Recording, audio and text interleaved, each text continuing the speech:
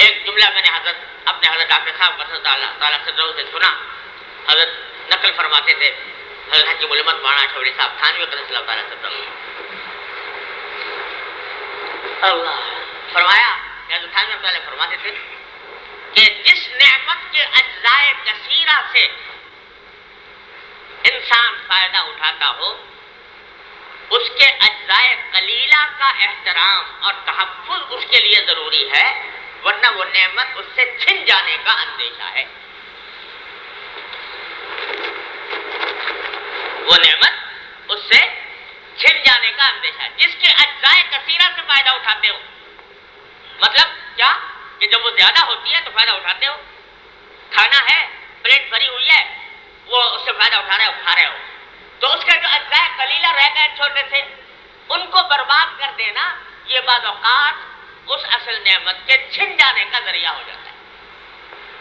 حضرت فرماتے ہیں کہ ایک مرتبہ ایسا ہوا کہ حضرت حکیم الامت صلی اللہ تعالیٰ وسلم بیمار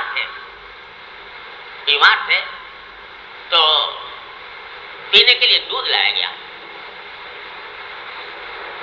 تو حضرت نے دودھ پیا. اب دودھ پینے کے بعد پورا نہ پیا گیا، بیماری تھی، پورا نہیں پیا گیا. تو آخر میں تلی کے اندر کچھ دودھ رہ گیا، تھوڑا سا. اب اگر پیتے ہیں اس کو تو پینے سے اندیشہ ہے کہ بدہضمی ہوگی، تو اس واسطے نہیں پیا اور رہنے دیا. جو صاحب لے کر آئے تھے انہوں نے ایک دم سے دیکھا کہ تھوڑا سا دودھ ہے تو اٹھا کر ایسے نالی میں ڈال دیا. تو حضرت کے فرماتے ہیں کہ حضرت کے چہرے مبارک کے اوپر بڑا سخت ناگواری، اور ناگواری ہی نہیں، صدمے اور تکلیف کے آثار میں نے دیکھے. بڑے سخت تکلیف کا اظہار فرمایا. یہ کیا کیا؟ میں نے کہا حضرت تھوڑا چند قطرے تھے کہ خدا کے بندے یہ چند قطرے طوطے کو پلا دیے ہوتے، بلی کو پلا دیے ہوتے، کسی اللہ کی مخلوق کو پلا دیے ہوتے، اور یہ تم نے جو ضائع کر دیا یہ اللہ کی نعمت کی ناقدری.